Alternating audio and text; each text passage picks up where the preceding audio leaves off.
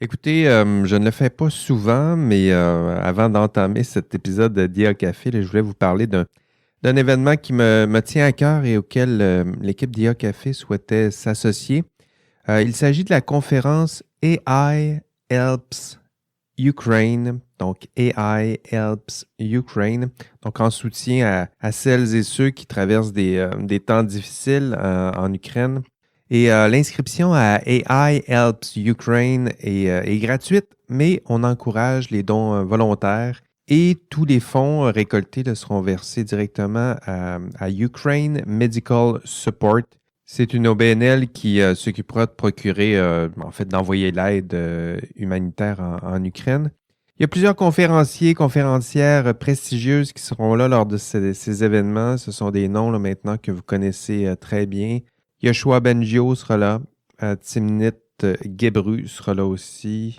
Qui d'autre? Michael Bronstein sera là aussi. Donc, de belles conférences. D'ailleurs, les conférences en ligne sont déjà entamées depuis le 26 octobre, mais se poursuivront jusqu'au 6 décembre. En plus, il y a un événement, là, écoutez, en personne, en vrai, avec du vrai monde. Ce sera le 8 décembre au Mila à Montréal, ou à Mila plutôt, à Montréal. Donc, venez nous voir, encouragez, faites un don, s'il vous plaît. L'objectif est de 100 000 $. On a besoin de vous. Et pour tous les détails, allez sur aihelpsukraine.cc, donc AI, Helps, Ukraine.cc.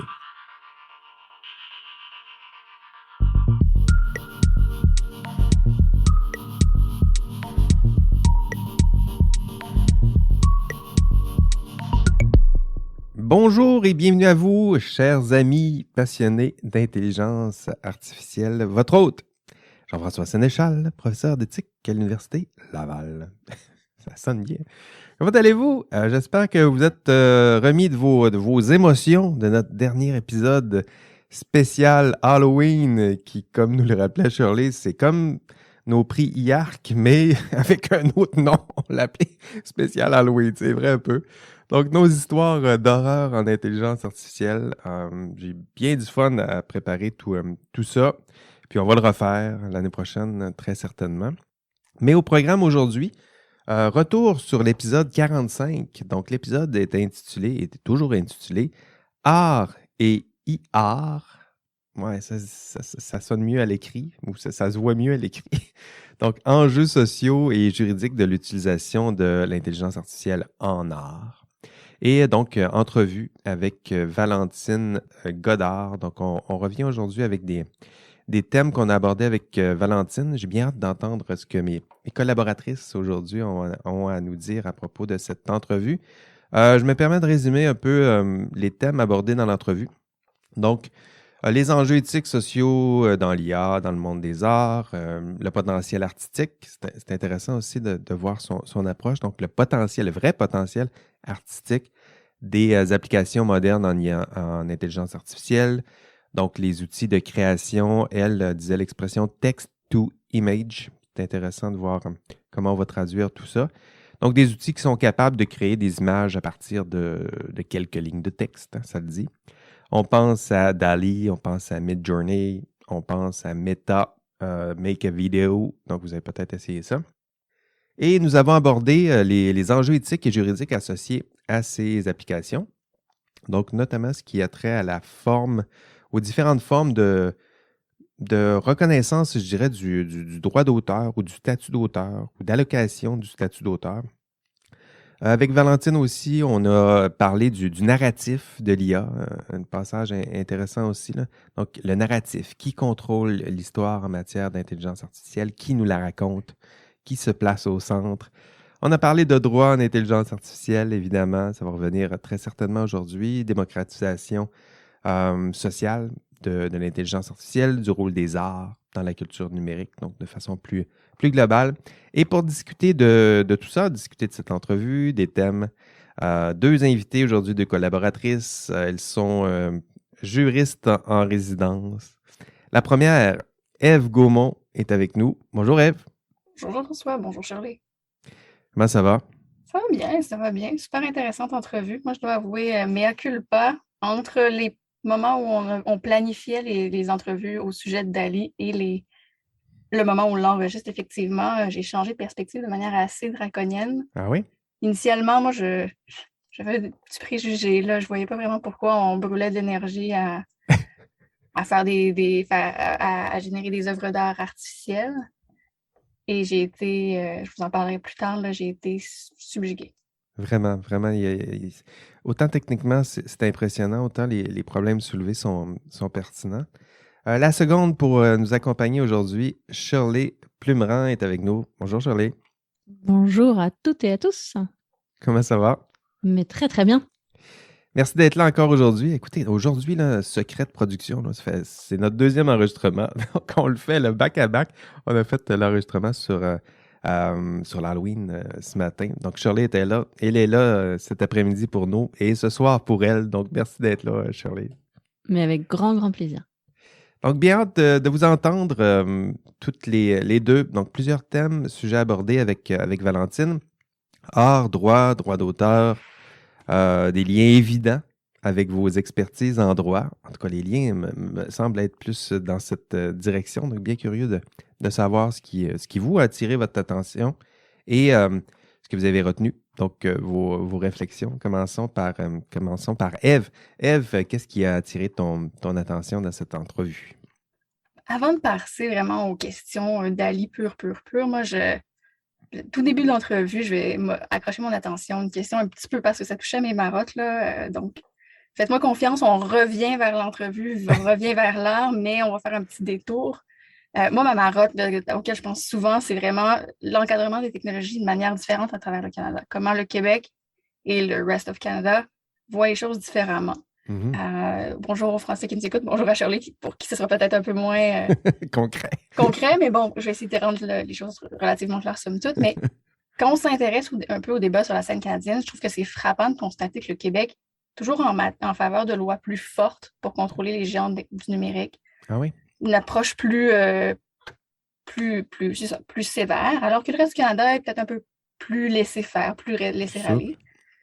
Ça vient évidemment un peu du fait qu'on a chacun des appareillages différents. Donc, le Québec est souvent plus proche de l'Europe pour des questions linguistiques, pour des questions peut-être aussi de valeurs, mais ce qui fait en sorte qu'on est plus proche de l'Europe, alors que le reste du Canada sont évidemment plus proche des États-Unis. Ils sont peut-être plus enclins à s'intéresser. Alors, on est peut-être plus enclin à nous intéresser au RGPD parce qu'on parle plus souvent des juristes français qu'il des juristes américains, puis le contraire également. Je pense qu'il y a aussi un autre volet. Ce n'est pas simplement les questions de proximité, mais c'est aussi parce que pour nous, au Québec, on est beaucoup plus craintif face aux géants du numérique parce qu'on les voit beaucoup plus comme une menace à notre culture. Okay. Dans le reste du Canada, Netflix, YouTube, c'est intéressant, c'est une plus-value, puis compte tenu que leur culture est déjà tellement intégrée avec la culture américaine, c'est pas nécessairement une menace à leur culture. Alors que pour nous, Netflix, on fait beaucoup, beaucoup plus peur. Ben oui, ça parle anglais, c'est le géant américain qui... C'est ça, le géant américain va nous manger. On est déjà dans une culture minoritaire en français, donc il y a toujours ce réflexe-là au Québec là, d'autoprotection, autosurvie qui est là dans ce débat-là. Exactement. Donc, puis au Québec, il y a quand même quelques voix fortes, quelques voix importantes qui parlent en matière d'encadrement des technologies. Il y a notamment Alain Saunier, qui du moins, on l'entend beaucoup dans les médias. C'est lui qui prend la parole le plus souvent, à mon sens, dans les médias, ce qui fait en sorte que il influence tout le débat public. Puis lui, la prise de position qu'il prend, ils appellent les gens du numérique les barbares numériques. Clairement, quand on parle de barbares, il faut les mater, il faut les réguler, il faut avoir des lois solides pour les garder à bonne distance de contrôle. Puis lui, toute sa réflexion sur l'encadrement de la désinformation, l'encadrement de la vie privée, l'encadrement de tout ça, et elle part d'une question initialement culturelle, éminemment, parce que lui, c'est un gars des médias. Bref, et là, on finit par réarriver à Valentine, quand elle dit dans l'entrevue que dans son rapport sur les arts à travers le Canada, s'est intéressée à la différence des gens en Nouvelle-Écosse, par exemple, qui étaient beaucoup plus entrepreneuriaux. Ils disaient, c'est ça, beaucoup plus entrepreneuriaux, comment on peut faire de l'argent avec ça. Oui. Alors qu'au contraire, au Québec, il était comme, il faut les réguler. Et ça m'a vraiment fait penser à cette marotte-là que j'ai. Puis je lui ai écrit tout de suite, j'ai dit, mon Dieu, c'est tellement intéressant les deux solitudes dont tu nous parles. Puis elle me dit, c'est pas vraiment une question de solitude, à mon avis, c'est plus une question de réalité culturelle différente, puis le fait qu'on oublie peut-être un peu les maritimes comme une réalité culturelle différente, Ben oui. puis conditions socio-économiques, mais reste que je pense que c'est quelque chose auquel il faut porter attention, ces différences culturelles-là, si on veut avoir un cadre d'encadrement législatif des technologies qui finit par avancer, parce que là, on le voit, là, tout bloque, il y a des gros débats problématiques parce qu'il y a ces clashs de valeurs-là entrent en conflit. Puis on finit par pas adopter les lois, par possiblement la loi sur les renseignements personnels et l'IA, qui est devant la législature canadienne en ce moment. Ça bloque pour ce genre de considérations-là. Donc, je pense que c'est intéressant de prendre un petit pas pour s'intéresser aux conditions de réception des projets législatifs. Il y a Shirley qui voulait ajouter quelque chose.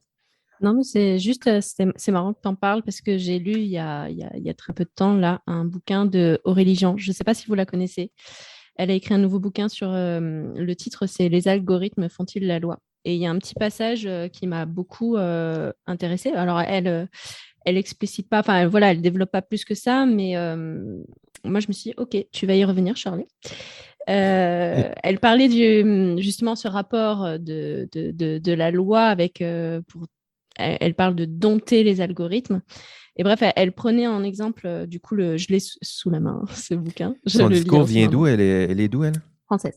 Française, elle est OK. scientifique. Et c'est hyper intéressant, justement, ça fait plaisir déjà. C'est une scientifique et qui fait le pas en avant vers la loi et qui dit mais il faut qu'on réfléchisse ensemble. Donc, très intéressant. Et elle prenait pour exemple le RGPD, du coup, pour parler de... Alors, assez grossièrement, elle disait, en gros, hein, je vous résume ça tel que je l'ai intégré. Elle parle de 3 voies possibles, soit ne pas réguler et laisser faire, voir ce qui se passe, soit justement au contraire beaucoup réguler et interdire énormément. Et en fait, elle plébiscitait justement cette 3e voie européenne, on va dire ça comme ça, par le biais de l'exemple via l'exemple du RGPD, où elle disait mais c'est génial parce qu'on a réussi ce pari d'autoriser avec un encadrement strict. Du coup, je trouvais son approche assez intéressante. Et elle parlait justement de la nouvelle réglementation sur l'intelligence artificielle qui va arriver avec l'Union européenne et qui parlait là justement, elle disait, est-ce que c'est pas un petit peu dommage justement de là, la tendance, ce serait plutôt d'aller vers l'interdiction, alors même qu'on sait qu'on est capable d'autoriser avec un encadrement strict. Voilà. Du coup, c'était intéressant et ça m'y a fait penser ce que tu disais, Ève. C'est intéressant de la mettre en relation avec ce que Ève nous expliquait. Là. Donc, que chaque pays a son approche, ses marottes là, lorsqu'il s'agit d'encadrer. Puis on voit des différences culturelles. Je pense que Ève les a bien mis en exergue, là, c'est-à-dire la différence entre le Québec, j'aime pas dire le reste of Canada, là, mais le Québec et les autres provinces, le Québec et le reste du Canada, si on va le dire. Puis leur approche, puis ça peut expliquer un peu comment la réglementation va se dessiner autour de ça, pourquoi certaines sociétés vont être un peu plus frileuses, pourquoi on va encadrer un peu plus sévèrement. Je pense que le rapport avec la culture était là aussi. Ève, tu voulais compléter? Oui, mais je poserais une petite question, Charlie. Bon, c'est vrai que nous, au Québec, on regarde le RGPD puis toutes les initiatives européennes, puis mon Dieu qu'on les trouve belles de l'extérieur, de loin. On les admire un peu. Puis je me rappelle, j'étais sur un panel une fois avec une juriste suédoise, je crois, ou finlandaise, et elle avait une approche beaucoup plus sévère de ces lois-là parce qu'elle trouvait que les lois freinaient l'innovation, puis elle était assez en défaveur de l'idée selon laquelle l'intelligence artificielle avec des valeurs ou la technologie avec des valeurs, c'était vraiment un succès autant qu'on souhaitait le prétendre ou autant que le Québec le voyait. Je me demandais, toi, comment tu le recevais? Est-ce que tu considères cette approche européenne qui est vraiment la technologie avec des valeurs, on ne peut pas le dire autrement, alors que les Chinois et les Américains sont les grands méchants loups et l'Europe, nous, on a des belles valeurs puis on fait bien. Qu'est-ce que tu en pensais? Bon, déjà, ça fait plaisir parce que c'est pas typiquement français de râler après tout ce qu'on fait. Comment c'est perçu, ça? Comment c'est perçu? Bah déjà, moi, cette histoire cette idée de frein à l'innovation, moi, c'est typiquement, c'est la phrase, moi, qui m'agace.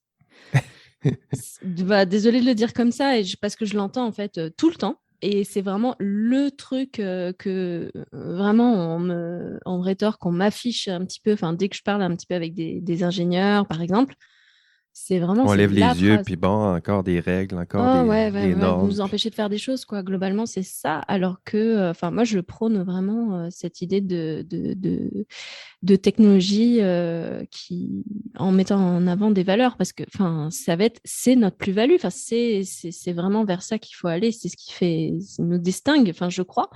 Donc, j'aurais tendance à dire qu'on n'y va pas encore assez, quoi. Ben oui, vas-y, Eve. Ouais, non, c'est ça. Ben, je veux dire, moi aussi, là, je me rappelle, je pense que le dernier épisode que j'ai enregistré, là, justement, je me suis enflammée par rapport à l'innovation, les lois freinent l'innovation. Non, je pense pas que c'est le cas. Je pense qu'au contraire, ça peut même encourager l'innovation en ce sens que ça met des balises claires, puis on sait où on peut aller, où on peut pas Oui. aller. Je suis complètement d'accord. Je dirais même que ça révèle encore mieux, enfin, ça permet à l'innovation de fleurir. Mais bon, après. J'aurais tendance à dire la même chose, là, sincèrement. Cela dit, je pense qu'un public américain viendrait nous dire ouais, oui, elle est où votre grande plateforme réseau social Ouais. qui Success votre success story, story, là? Ouais. Ouais. Je sais pas. Oui, ben c'est ça. Je pense que cette tension-là, elle est là. Et c'est un pôle important, là, vous l'avez bien cerné. Là, donc, stimuler le développement de la tech, la technologie, ça fait partie du débat.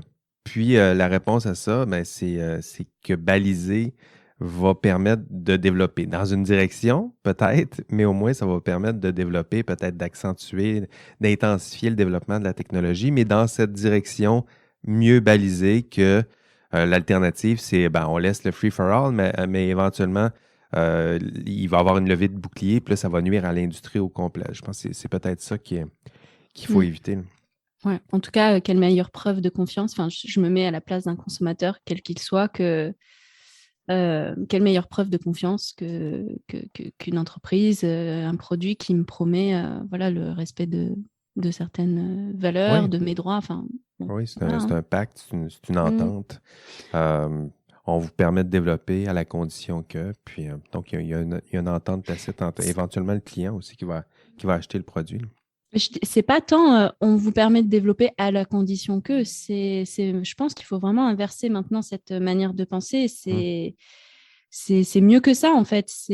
On part de certaines valeurs, on part de certaines choses qu'on veut prôner et on fait en fonction de ça, mais c'est pas parce que à la condition de, je trouve qu'il y a un côté un petit peu négatif dans cette manière de voir, alors que si on part vraiment des valeurs qu'on veut mettre en avant et qu'on construit de A à Z en fonction de ça, le produit, il est là à la fin. Et puis, il est d'autant plus respectueux de certaines valeurs, de droits. Il y a plein de... Je lisais un exemple, bon, c'est peut-être un exemple bateau, mais il y a des droits qu'on pense un peu acquis, on va dire ça comme ça. Par exemple, le droit à l'oubli, qui est dans le RGPD. Et moi, j'étais persuadée que c'était bon, c'était acquis qu'on avait terminé, que c'était quelque chose sur lequel il n'était pas la peine de revenir. Et en fait, parce que si jamais tu te penches sur la manière dont sont enregistrées les choses, quand tu parles avec un technicien, avec un ingénieur, tu te rends compte qu'il y a encore des choses qui sont que les juristes n'ont pas forcément pensé et que peut-être la loi est perfectible et peut-être en tout cas que les techniques utilisées doivent mieux prendre en compte ce droit à l'oubli parce que je pense que c'est toujours quelque chose auquel on pense en dernier quand on développe un produit. Eve, est-ce que tu voulais rajouter quelque chose? Par rapport au droit à l'oubli, c'est juste drôle de voir à quel point tu peux considérer que ce soit quelque chose de complètement parfaitement acquis, alors que nous, pas du tout. Ah, tu vois, voilà. Mais puis pourquoi ici, ça fait zéro partie de nos préoccupations, ce droit à l'oubli? Le droit à l'oubli, c'est le fait que mes données collectées avec mon consentement, si je décide de retirer mon consentement, que les données puissent disparaître. C'est tout ça ou je vais trop loin là? Non, c'est ça. Ouais, je dois dire que j'ai Enfin, peut-être pas une compréhension super si fine que ça. Dans ma tête, le droit à l'oubli, c'était vraiment une question de droit au déréférencement. Du moins, c'est comme ça que nous, on le considère, là, c'est-à-dire que, il me semble que le cas clair, c'est Google Spain, je crois. Là, donc, quelqu'un qui cherche son nom sur Google, puis que ses antécédents, je crois, de fraude fiscale ou de faillite arrivent, puis là, on est 10 ans plus tard, il se cherche un emploi, il cherche à dire, ben là, ça me nuit À à gommer. obtenir. Oui, c'est ça nuit à mes chances de me réintroduire dans la société. Est-ce qu'on pourrait pas effacer ça? Ah oui, moi, Donc, lorsque... j'étais peut-être trop concret. Tu as raison. Le droit à l'oubli, ça dépasse les enjeux liés à l'intelligence artificielle, très certainement, là. Mais est-ce que maintenant, le droit à l'oubli a évolué vers là, puis vers le droit de demander à un algorithme de désapprendre? Un algorithme qui aurait, par exemple, si on revient à Dali, là, concrètement, si je De me rendais... désapprendre, ah oui, c'est vrai. Ouais, ben c'est ça, si je me rendais compte que ma photo était utilisée pour entraîner Dali, puis là, j'allais cogner à la porte d'OpenAI, je leur demandais, est-ce que vous pourriez enlever ma photo de la base de données? Mais on Ouais, sait est-ce que bien vous que pourriez le maintenant, reprogrammer pour qu'il apprenne à partir de toutes les photos, sauf la mienne, là? ouais, c'est ça. Je sais qu'il y a Imagia, une compagnie d'intelligence artificielle en matière de santé au Québec, qui, du moins il y a quelques années, avait cette promesse-là, là. Donc, si vous avez consenti à ce que vos données soient dans la base de données, puis vous changez d'idée, on vous promet qu'on va l'enlever puis qu'on va réentraîner nos modèles. Mais je ne sais pas s'ils ont tenu le fort sur cette promesse-là. C'est intéressant de savoir. À suivre, on va y revenir de toute façon à ces thèmes. Shirley, toi, si on revient à l'entrevue, qu'est-ce qui a attiré ton attention ou où sont allées tes réflexions? Il y a un passage, donc vous parliez de Dali, si je ne me trompe pas. Déjà, je dois juste précision, mais cette entrevue était tellement riche, tellement, waouh, il y a tellement eu de sujets. Enfin, moi, j'ai appris plein de trucs. Je suis allée voir plein de trucs aussi. Voilà, je Vraiment? connais la plupart des plateformes dont vous avez parlé. Moi, j'en connaissais que très peu. Donc, très, très cool. Mais c'est le fun. Moi, j'adore ça, ces entrevues-là, justement pour ça. C'est que ben, tu te prépares. Fait que là, tu te prépares. Nous, c'est Valentine. Moi, je la voyais un peu sur les réseaux sociaux. Tu te prépares, tu regardes ce qu'elle fait. Là, tu commences à te préparer pour les sujets qui seront abordés. Puis là, tout à coup, il y a comme une porte qui s'ouvre. Tu fais Oh, OK, il y a de la Ouais. matière par là, là. Mais j'ai presque eu l'impression que tu étais surpris à la fin de la tournure qu'avait pris l'entrevue. Mais c'est peut-être une idée de Moi, ma j'avais part. l'air surpris ou elle? Surpris, agréablement surpris. Hein, Ah toi, oui, ouais, vraiment, ouais. vraiment, oui. Que tu t'attendais pas à ce que, voilà, ça, vous Non, parliez de tout non. ça, quoi. Parce que l'art, bon, je ne suis pas un artiste, j'ai des artistes dans ma famille, mais j'essayais de faire les liens, c'est naturel, où ça s'en va, où ça peut aller. Mais c'est sûr que quand tu prends pas le temps d'en discuter avec des gens qui ont les deux mains et les deux pieds dedans, là, donc ça devient plus concret. C'est plus ça, la fin de l'entrevue. C'est bon, je comprenais pas tout, mais je savais un peu mieux là, qu'est-ce qui se dessinait dans ce coin-là. Donc, toi, c'est ça qui t'a attiré? Alors, justement, en parlant de liens, tu parles de ça. Moi, j'ai beaucoup, beaucoup, beaucoup aimé un passage où elle parle où elle donne des exemples. Elle dit, bah voilà, si je rentre une peinture faite par une artiste de Michelle Obama pour demander je demande des variations et après une quinzaine, c'est une personne blanche qui en ressort. Oui, j'ai vu ça. Ouais, elle parle aussi, elle donne un autre exemple que j'ai adoré, où elle prend une princesse qui est plus grande qu'un dragon et après la princesse, à la fin de X variations, la princesse, en Oui, fait, c'est elle ça, devient ces outils-là, tu masculine. peux carrément leur proposer. Tu dis, ben voici ma première photo. Donc, c'est une princesse qui est plus grande qu'un dragon, c'est ça? Ça, ou Oui, c'est ça, plus grande qu'un dragon, tout à fait. Et à la puis, fin, puis à la fin, tu dis, donne-moi des variations. Puis à la fin, ben, la princesse, quoi, elle est disparue, elle a été remplacée par mais un prince ou. ouais, c'est ça, exactement. Déjà, la princesse devient un prince, parce que, bon, une princesse contre un dragon, non, ça ne se voit pas. Et aussi, parce que, bon, quand tu donnes cette image de princesse plus grande qu'un dragon, en fait, du coup, les variations donnent à la fin un dragon qui devient méchant. Donc, il y a une interprétation, en fait, qui est derrière, qui est qui est préconçue, je dirais. Mais il a appris que les dragons sont méchants en consultant nos images de dragons méchants, puis il ne sera pas capable de dessiner un dragon gentil de son propre chef, là, parce qu'il s'en va toujours dans cette direction-là. Ouais. Et du coup, j'ai adoré ce passage-là parce que vraiment, elle mettait en lumière, du coup, l'existence, encore une fois, on en parle beaucoup, mais de l'existence de ces biais algorithmiques qui décidément sont présents partout. Et je trouvais ça d'autant plus intéressant dans un milieu, dans un domaine, dans le domaine artistique où précisément, pour moi, c'est l'expression. Il y a le domaine artistique, tout peut se passer, et là, qu'il soit réduit, qu'il soit enfermé par des biais. Réduit au biais, ouais, je trouvais ça hyper intéressant. Tu lui dis, sois créatif, puis sa réponse, c'est « Je vais te donner de plus en plus ce qui existe et ce qui a toujours existé. » C'est comme ce rapport-là, anti-créatif quasiment. Là.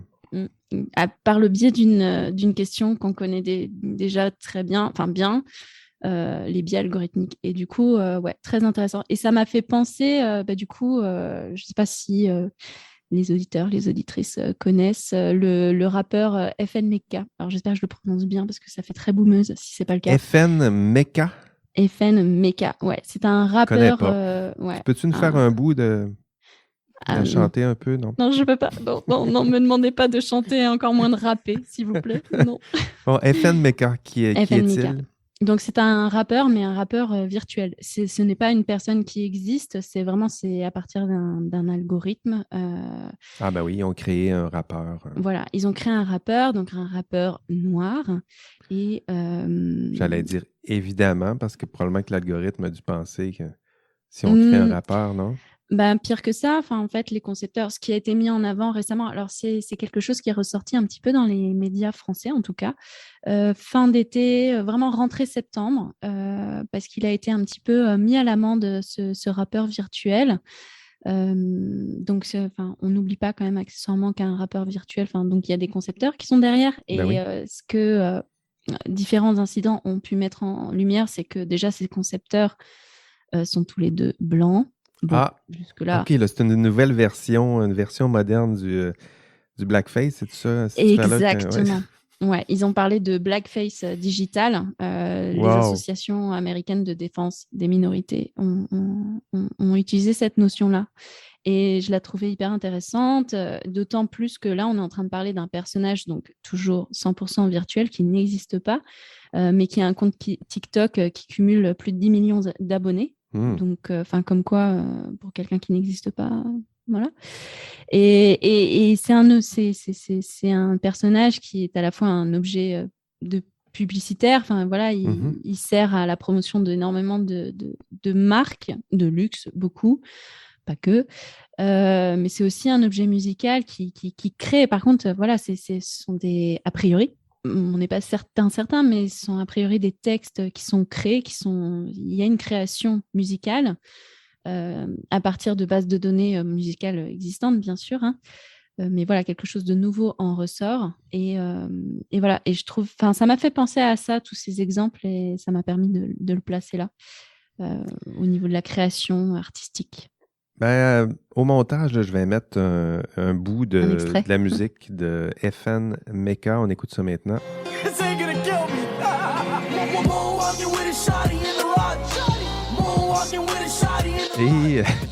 Et nous sommes de retour. Donc, j'espère que c'est bon. On ne l'a pas encore écouté, mais je vais l'ajouter juste après l'enregistrement lors du montage. Donc, moi, de mon côté, ce que je vais me permettre de faire, c'est juste faire un ajout, puisque pendant la discussion avec Valentine, vous en rappelez peut-être, là, on parlait d'un auteur. Valentine a mentionné un artiste populaire là, qui fait les dessins de Donjons Dragons, puis on n'a pas trouvé le nom pendant l'entrevue.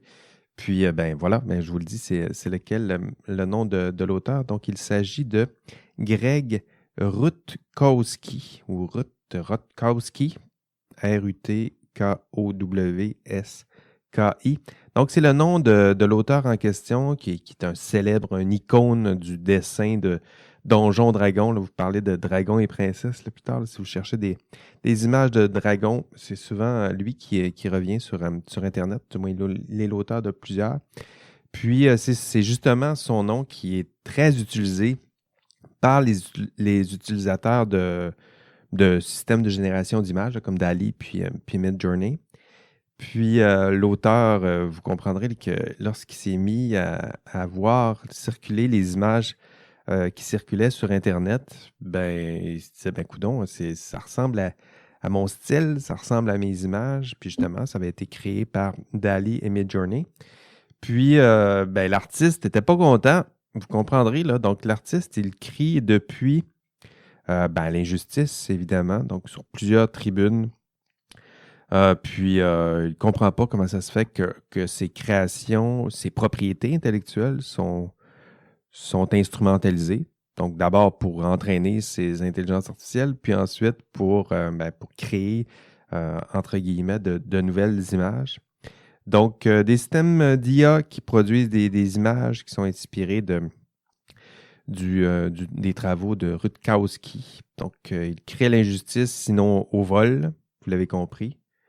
Puis, d'ailleurs, j'aurais peut-être dû vous raconter cette histoire-là lors de notre spécial d'Halloween. Parce que l'auteur en question, pour lui, c'est très, très certainement une histoire d'horreur. Puis, comme dans toute histoire d'horreur, j'espère que ça va bien finir, mais j'ai des doutes. En tout cas, c'est un dossier à suivre. C'est un dossier c'est un auteur qui incarne les premiers thèmes qu'on a déjà abordés dans notre épisode d'aujourd'hui. Là. L'auteur, sa place, on y reviendra un peu plus tard dans l'enregistrement.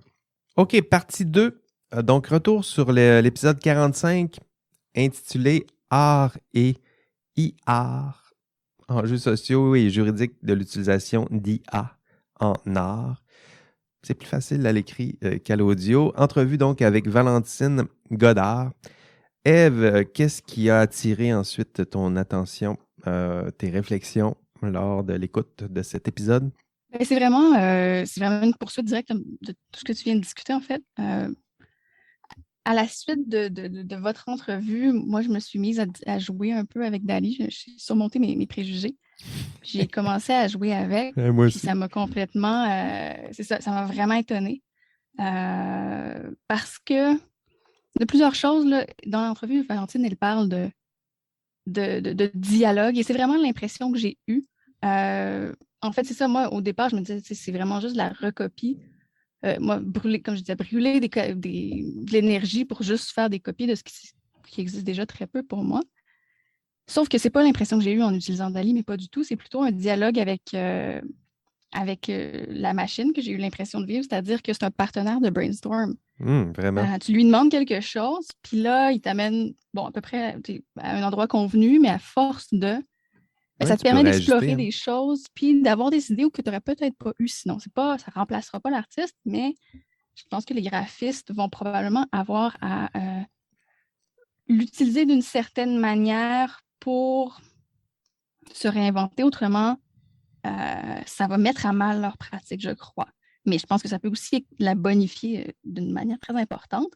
Mais bref, j'étais choquée. J'ai passé 2 heures à jouer là-dessus et là, mon cerveau explosait. Puis j'ai écrit à Tom Lebrun, qui est un juriste en droit du numérique, qui a écrit une thèse sur la création littéraire.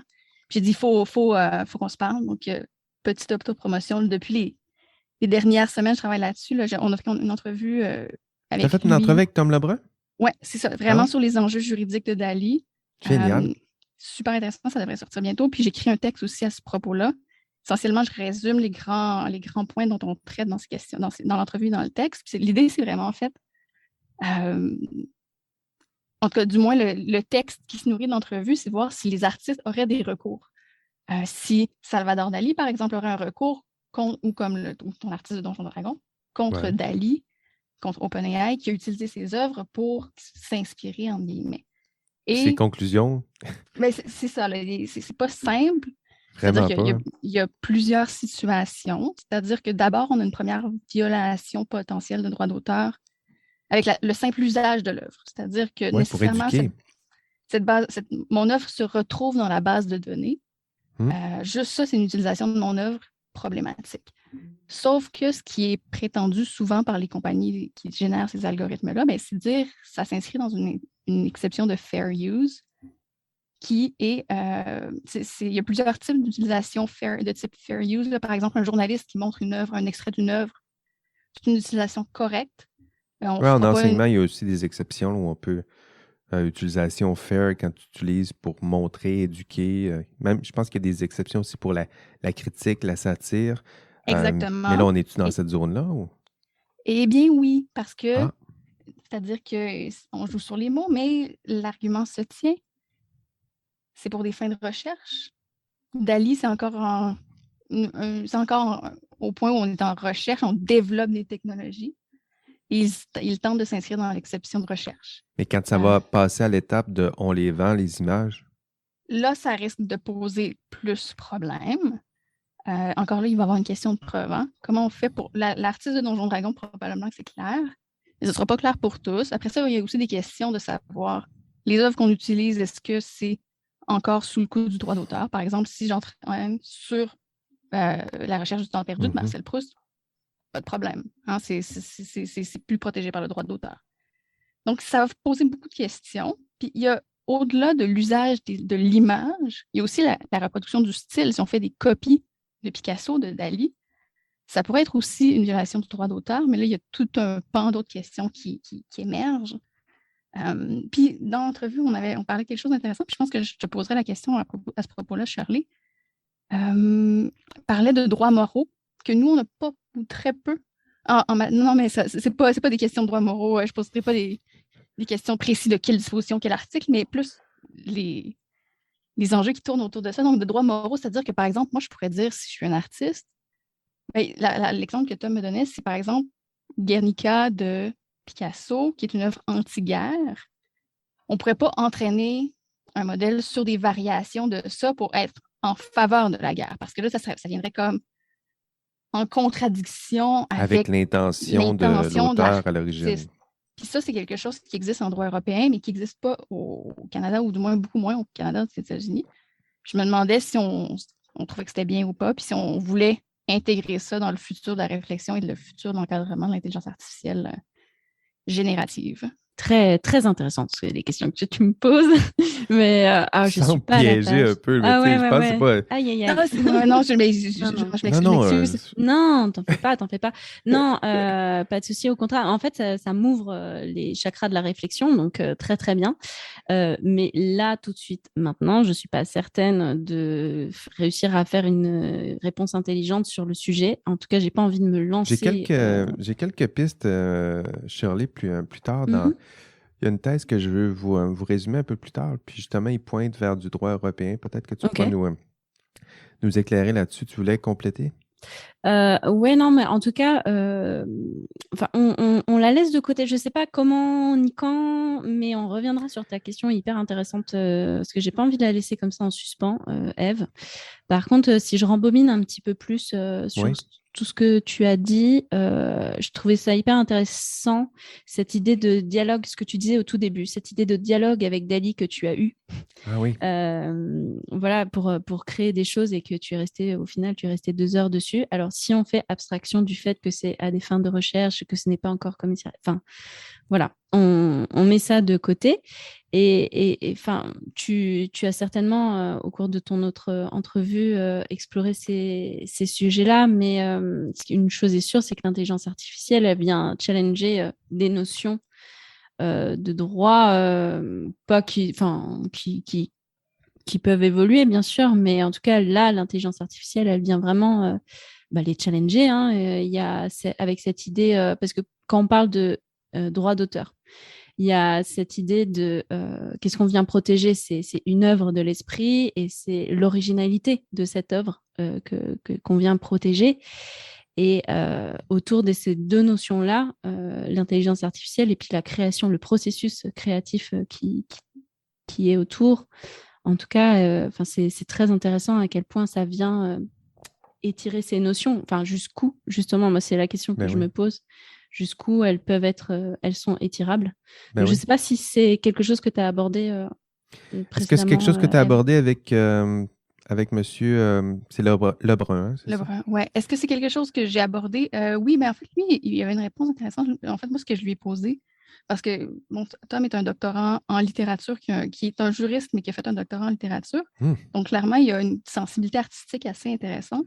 Je lui ai demandé, mais toi, est-ce que ça te fait peur? Est-ce que, en tant qu'artiste ou quelqu'un qui est proche du milieu artistique, est-ce que tu crains une disparition des œuvres de l'esprit? Puis, vraiment, lui, sa réponse, c'était ça. C'était de dire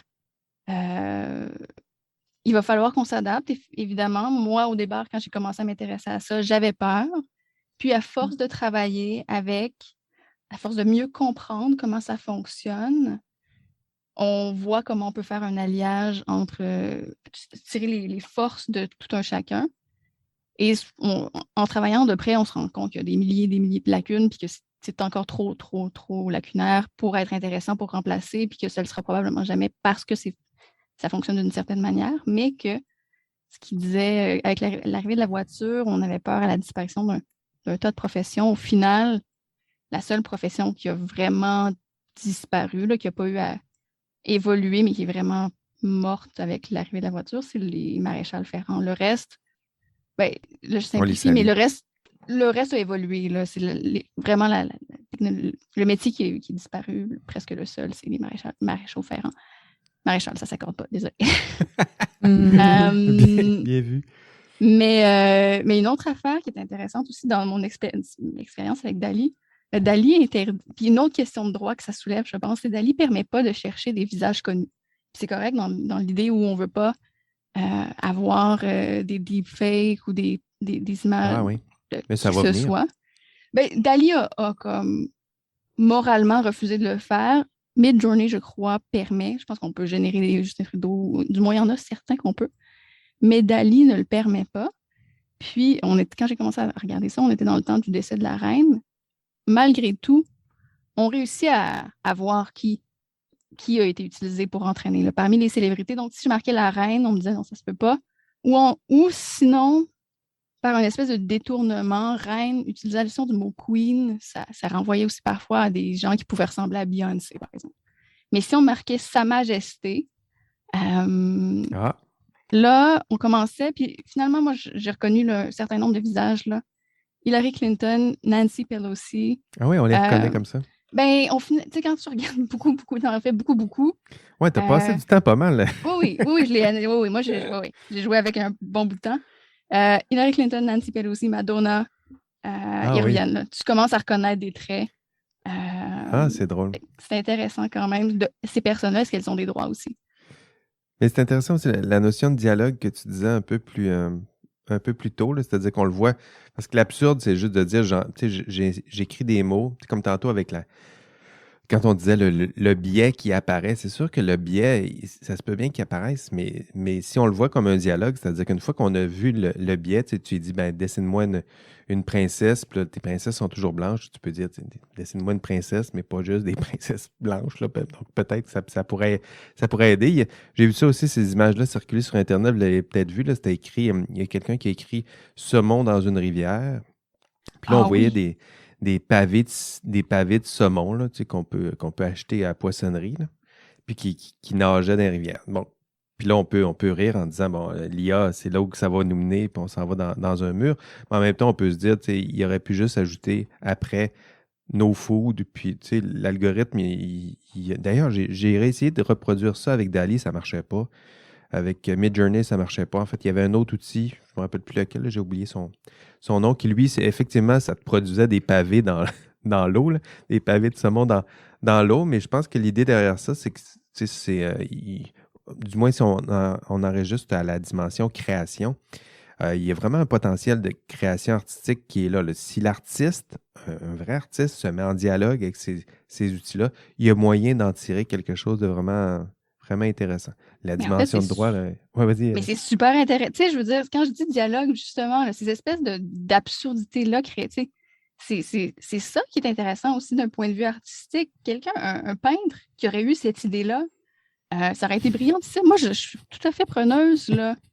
Puis, je fais pas des faux parallèles, là. Je dis pas que DALL-E est un artiste, pas du tout, mais ces espèces d'occurrences-là qui se joignent ensemble.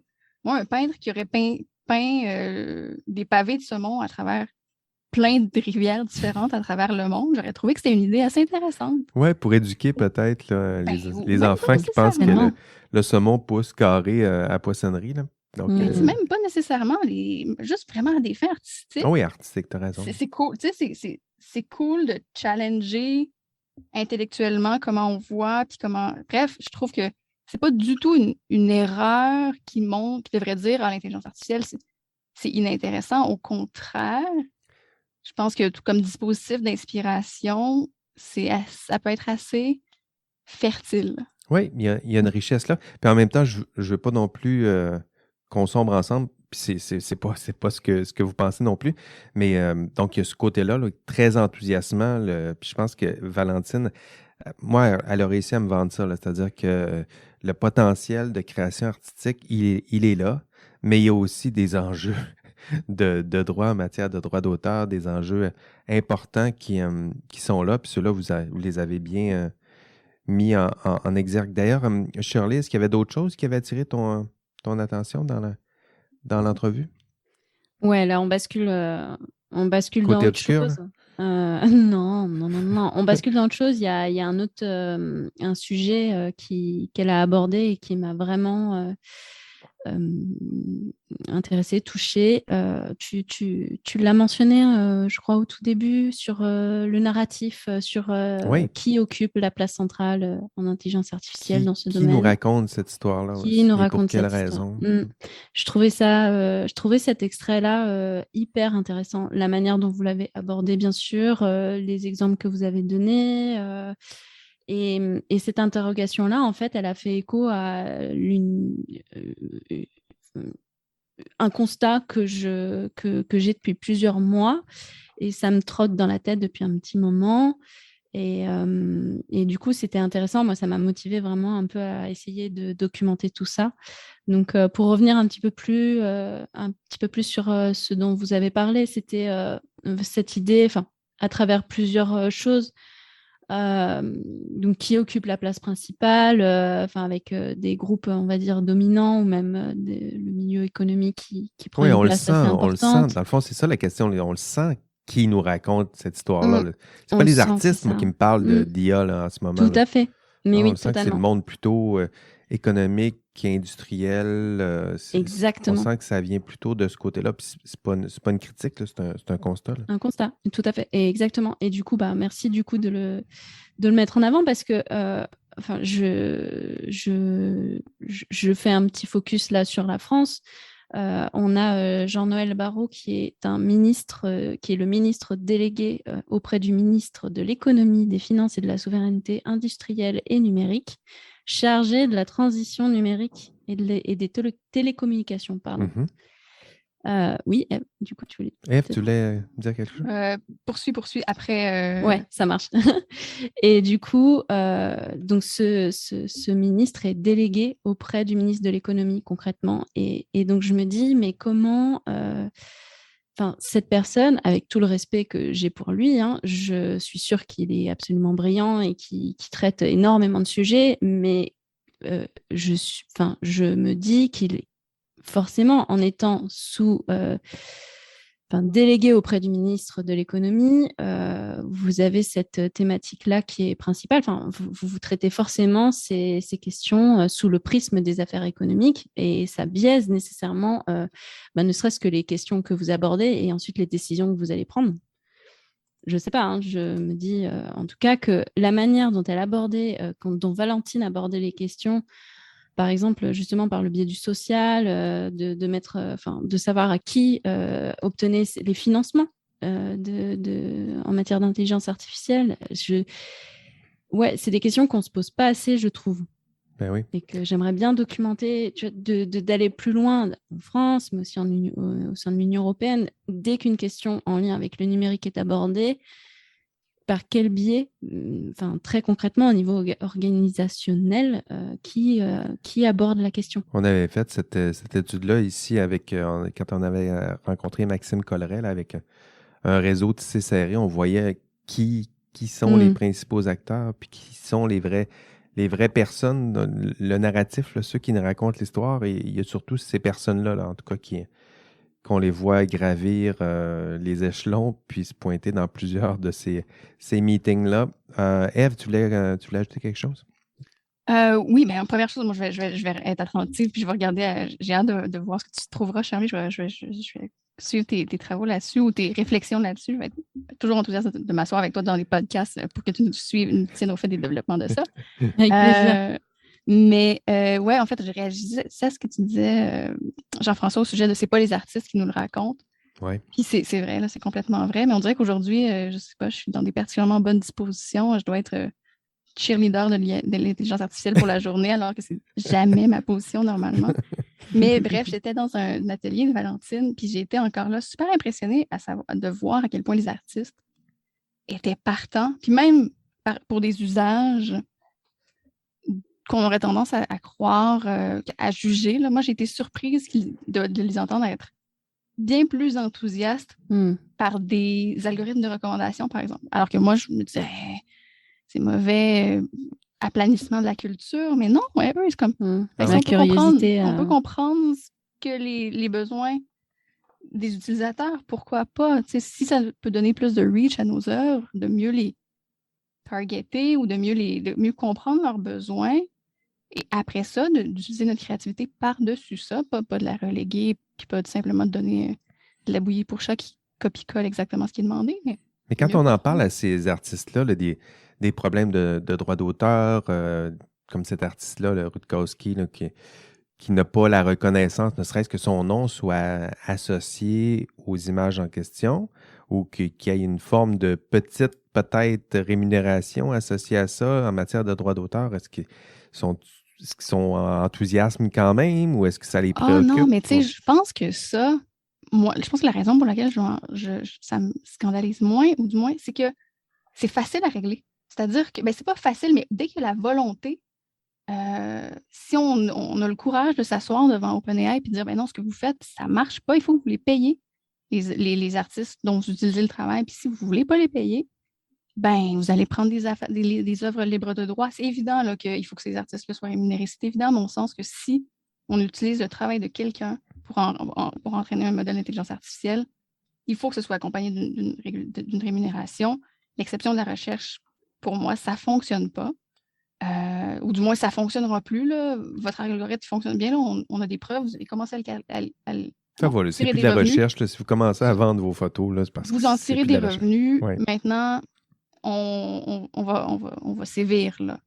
À mon sens, c'est là où je me dis, c'est certainement une appropriation, c'est certainement problématique, mais c'est tellement évident que c'est une appropriation et que c'est problématique qu'à mon sens, on devrait s'asseoir et prendre action rapidement. Les solutions sont là. C'est ça. Ensuite, tirer les bénéfices. Parce qu'il y a des bénéfices. C'est un enjeu grave, mais ce n'est pas un enjeu qui est difficile à régler tant qu'on a de la volonté. Puis là, c'est là le problème. Là. Je ne suis pas certaine que les gens auront la volonté. Mais une fois ça fait... Ça va peut-être prendre une couple de poursuites là, pour leur donner, s'assurer qu'ils aient une bonne volonté. Oui. C'est clair. Puis je pense que, puis c'est intéressant, il y a des acteurs qui vont le faire, là, puis des gros joueurs, c'est les bases de stock photos. C'est-à-dire Getty ou des affaires comme ça. Ils voient tellement que parfois, ils génèrent les algorithmes de génération génèrent des watermarks. C'est-à-dire ce que tu as par-dessus ton image, ta photo que tu vas chercher si tu ne l'as pas payé encore, là, propriété de Getty ou de, je ne sais pas trop, Shutterstock. C'est tellement... La watermark apparaît, de sorte que c'est clair qu'ils ont été utilisés sur ces photos-là. Puis ces entreprises-là, ils ne manquent pas d'argent, ils ont des preuves claires, fait qu'ils vont aller frapper, ils vont entreprendre des recours. Puis je pense que ça pourra régler la question, du moins la faire avancer. En tout cas, ils sont habitués de protéger le droit d'auteur. C'est peut-être eux là, qui vont livrer ce combat-là. On en revient à... Oui, vas-y. On en revient en gros qui ont la capacité de se mettre à table, quoi, d'en discuter et qui ont suffisamment de poids pour parler de ces choses-là et puis obtenir gain de cause. Mais en tout cas, ce qui est certain, c'est que c'est vraiment une question de... je crois que c'est une question seulement de temps et que cette conversation, elle aura lieu, ça c'est certain, et que c'est juste... derrière ce qu'il y a, c'est juste une idée de politique juridique, en fait, qui sera orientée. Moi, si vous permettez, on va s'en aller vers la conclusion, mais avant, je vais peut-être vous résumer un texte que j'ai exploré depuis l'entrevue avec Valentine. Donc, je fonctionne comme ça, là. Je lis avant, puis je lis encore plus après. Donc, je me suis mis à lire une thèse qui vient tout juste d'être publiée. C'est une thèse en droit. J'ai pas lu toute la thèse, là, mais je me suis concentré sur quelques parties. Donc, une thèse en droit, ça a été publié à UBC, donc University of British Columbia. Ça a été publié en octobre 2022, donc c'est tout chaud. Ça vient de sortir, si vous voulez lire ça. C'est une thèse de, là ici, attention au nom, là, la prononciation, ça sera pas là. La thèse est de Berna Tugche Koukoukali. Bon, fait que je vais mettre son nom puis la référence dans les notes du podcast. Donc, la thèse s'intitule The Protection of AI Generated Works Under European Copyright Law. Toward Adoption of Neighboring Rights Approach. On va y revenir. Donc, si je traduis vitement, la protection de création générée par des intelligences artificielles dans le cadre européen en matière de droit d'auteur, puis vers l'adoption d'une approche de droit voisin. Donc, Neighboring Rights Approach, c'est comme ça que je le traduirais. J'espère que ça existe, les filles. Donc, est-ce que ça existe? Oui, les droits voisins, oui. Oui, c'est ça. Je pense que c'est un concept de droit plus européen, là, définitivement. Donc, je me retournerai vers Shirley, mais c'est un mot qui sonne familier. Shirley, droit voisin. Ouais. Alors, attendez, je suis pas une experte. J'en ai une définition ici, ça va te laisser le temps de regarder un peu. Donc, les droits voisins, ce sont les droits accordés à d'autres personnes que les créatrices et créateurs d'une œuvre. Donc, qui participent tout de même à sa création ou à sa diffusion. Donc, on a les droits d'auteur. Puis les droits voisins, là, c'est ce qui sont accordés à ceux qui ont peut-être participé un peu à la production, à la diffusion. Donc, ça, c'est exactement dans cette direction-là que pointe la thèse. Puis, Ève, quand tu disais que les outils, on les a déjà, c'est un peu la conclusion de la thèse en question. Donc, moi, je me suis concentré sur le chapitre 4. Là, je vais essayer de vous résumer ça là, en quelques minutes, là, mais en même temps, le but, c'est plus de vous donner le goût d'aller explorer cette thèse-là. Donc, le chapitre 4, l'auteur étudie les mesures de protection qui existent en matière de copyright européen. Donc, si vous voulez savoir c'est quoi qui existe, puis il examine aussi dans quelle mesure elles sont compatibles ou non avec justement les nouvelles technologies de production d'images générées par intelligence artificielle. Puis, il examine comment ces technologies peuvent remplacer peut-être l'humain artiste, créateur. Il réfléchit aussi comment, parfois, il peut même l'exclure du processus créatif. On l'a vu avec Rutkowski un peu. Donc, des réflexions, des analyses autour du concept d'auteur. Donc, c'est quoi un auteur, puisque c'est le personnage central du droit d'auteur, c'est cet auteur-là. Puis, que cet auteur-là tend à disparaître dans le processus créatif associé aux intelligences artificielles comme Midjourney puis DALL-E. Puis, toujours dans le même chapitre, l'auteur examine comment le concept de propriété intellectuelle, droit d'auteur, propriété intellectuelle, donc il examine comment le concept de propriété intellectuelle et de droit voisin, on y arrive, les voisins et voisines. Donc, le droit voisin évolue. Donc, comment ce droit voisin pourrait évoluer et évoluer encore pour s'adapter, puisse s'appliquer, je dirais, aux nouvelles possibilités techniques en intelligence artificielle. Puis dans le chapitre 5, c'est le chapitre de conclusion, là, je me permets de vous le spoiler. Donc l'auteur, lui, pointe vers la nécessité. Pour lui, ça demande une nécessité de réforme du cadre normatif entourant ces nouveaux systèmes d'AI. Puis, il propose un régime de droits voisins, donc des droits peut-être modifiés, adaptés, légèrement modifiés, qui pourraient donner sa place ou redonner sa place aux principes, parce que pour lui, c'est les principes puis on les a mentionnés pendant notre entretien, le principe de transparence et de proportionnalité. Donc, transparence au sens on l'a dit un peu, là. Donc, s'assurer que les créateurs, en fait, que tous les créateurs qui participent au processus soient connus ou reconnus. Donc, c'est compliqué avec les IA là, d'être transparent, là, mais ça fait partie des droits voisins, là, le principe de transparence et le principe de proportionnalité. Donc, que chacune des créateurs, créatrices, peu importe où ils ont été impliqués dans le système, puissent réclamer une partie des droits. Donc, en proportionnalité avec leur petite, moyenne, grande contribution.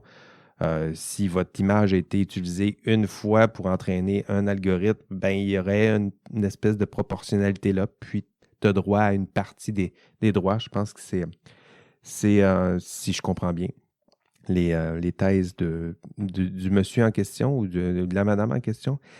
La thèse, donc, je me permets simplement de vous donner la référence. C'est Bernard Tugce-Coucou-Kali et c'est intitulé The Protection of AI-Generated Works under European Copyright Law. Toward Adoption of a Neighboring Rights Approach. Avez-vous des choses à ajouter sur ce court résumé de thèse? Mais je me permets, Ève, de prendre la parole en premier. Du coup, je te répondrai, Jean-François, par une autre thèse. Ah, voilà. Voilà, justement, alors je suis très très frustrée, je suis désolée parce que je vais passer pour une personne qui prépare mal ses épisodes, c'est terrible. Mais en fait, j'ai la thèse là justement devant moi et je la lisais cet après-midi un petit peu et je me suis arrêtée.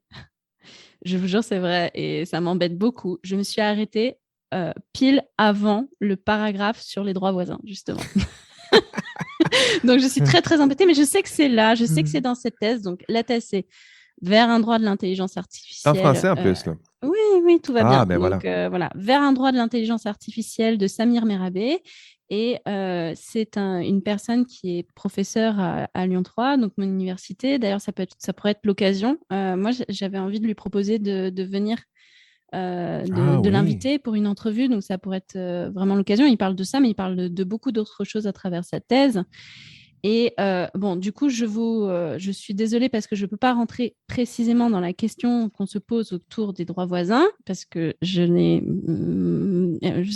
pas lu. On ne vous demande pas d'être des experts, là. Mais cela étant, je peux quand même vous parler du chapitre sur lequel il a traité quand même dans les grandes lignes cette question du droit d'auteur. Justement, donc il présente en premier une incompatibilité du droit d'auteur avec les œuvres créées par l'intelligence artificielle. Pour lui, incompatibilité avec le droit d'auteur. Voilà, et justement, dans un second temps, il présente justement des modes alternatifs de protection des créations générées par ces intelligences artificielles. Et il parle donc du coup des droits voisins et il parle aussi du droit des obligations. Alors, vraiment, encore une fois, vraiment, désolée, je ne peux pas vous faire un savant résumé de ce qu'il écrit, mais je vous invite grandement à lire cette thèse vers un droit de l'intelligence. Ben oui, tu m'enverras la note, puis je l'ajouterai aux notes de podcast. Ouais. Voilà, donc vraiment vers un droit de l'intelligence artificielle de Samir Merabé, voilà, sur la question de la subjectivité dans la création des droits. Voilà, très intéressant. En tout cas, dans ces deux résumés de thèse-là, je ne sais pas si Ève, tu le comprends de la même façon, mais il semble y avoir une hésitation, du moins une réflexion sur justement la compatibilité des outils qu'on a en ce moment pour gérer, encadrer les nouvelles images, les nouvelles technologies qui produisent ce genre d'images. C'est intéressant parce que je ne suis pas certaine que ça soit aussi vrai. Ben oui, c'est ça la dans question. le sens où, oui, c'est ça. On va faire une bataille d'auteurs. Moi, je vais citer Tom dans un article qui a publié, je crois, en 2016 dans les cahiers de propriété intellectuelle qui s'appelle L'intelligence artificielle est une appropriation. Donc, il parle de toutes ces questions-là où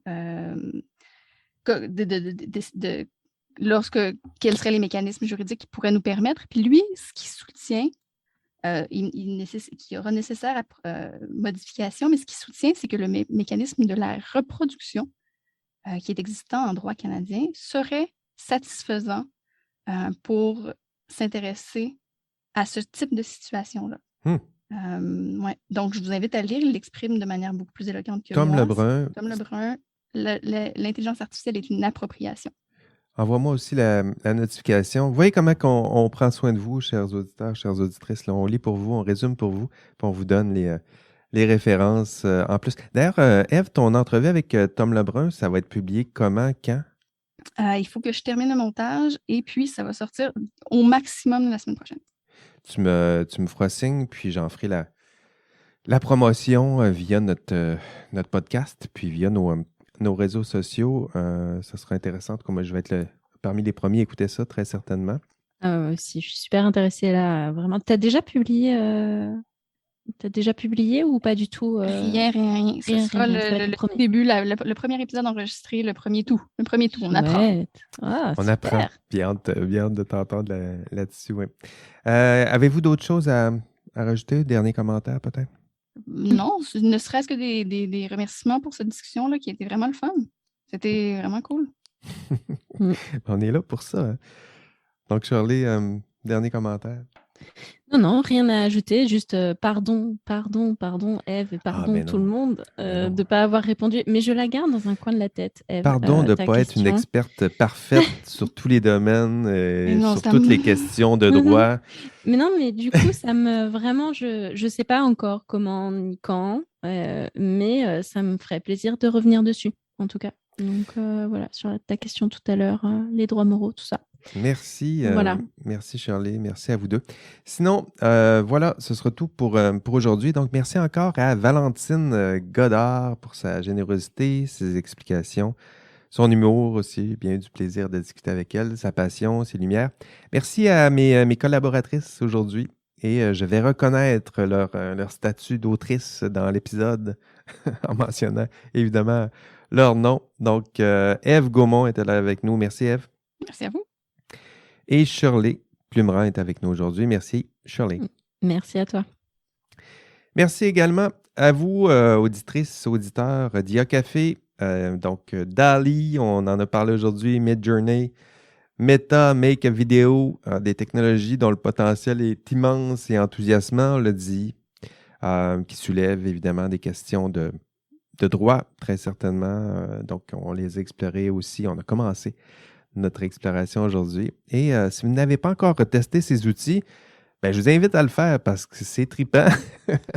Ève a passé quelques heures. Shirley, tu essaieras ça aussi. Donc, des outils passionnants, mais qui soulèvent des enjeux sociaux, juridiques importants et des questions importantes. Et là où il y a des questions, il y a une quête. Et là où il y a une quête, il y a une enquête.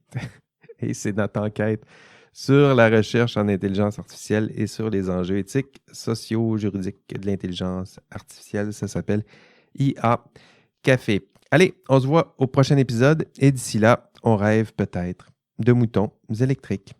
Allez, bye bye.